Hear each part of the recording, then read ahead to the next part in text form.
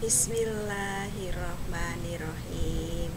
Assalamualaikum warahmatullahi wabarakatuh. Bagaimana kabarnya pada hari ini anak-anak? Semoga semuanya selalu dalam keadaan sehat dan tetap semangat ya. Anak-anak, sebelum kita mulai pembelajaran daring pada pagi hari ini, terlebih dahulu kita membaca doa supaya materi yang disampaikan Bu Yayu pada pagi hari ini dijadikan oleh Allah Subhanahu wa taala sebagai ilmu yang bermanfaat ya. Berdoa silakan.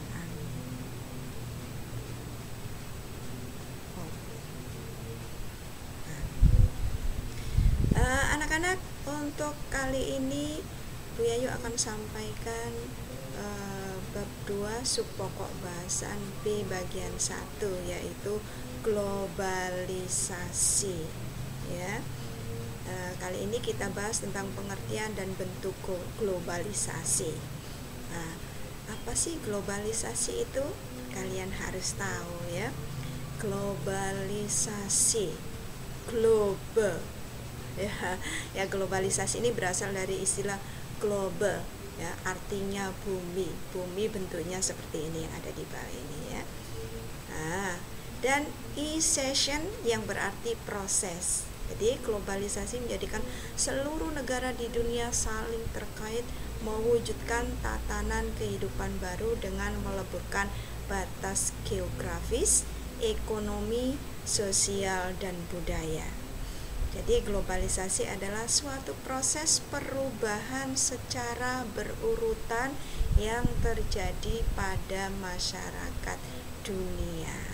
Ya, paham ya? Ini perkembangan globalisasi. Seiring perkembangan zaman, proses globalisasi makin cepat dan meluas, mempengaruhi berbagai bidang kehidupan. Ya, ini diawali dengan pramodern ya, perkembangannya dari pramodern dulu, yaitu melalui perdagangan jalur sutra ya. Jalur sutra ini jalur perdagangan internasional ya. Kemudian modern awal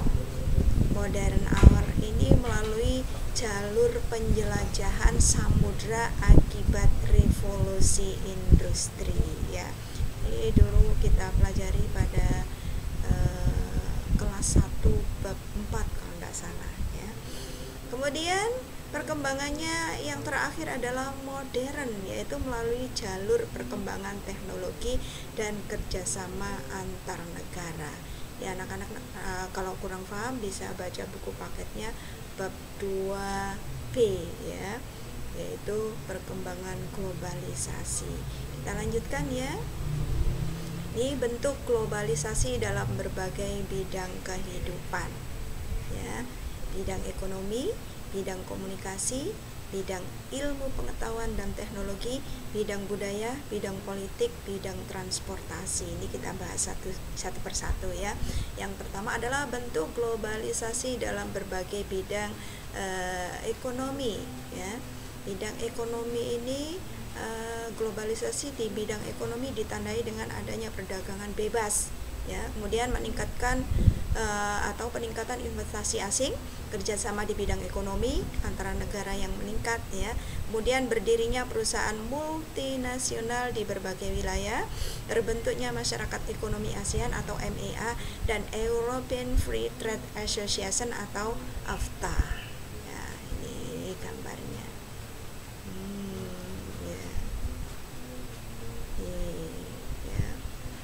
Selanjutnya bidang komunikasi. Bidang komunikasi, globalisasi di bidang komunikasi ditandai dengan kemajuan teknologi komunikasi. Munculnya gawai canggih disertai fasilitas internet mempermudah proses komunikasi dan arus informasi.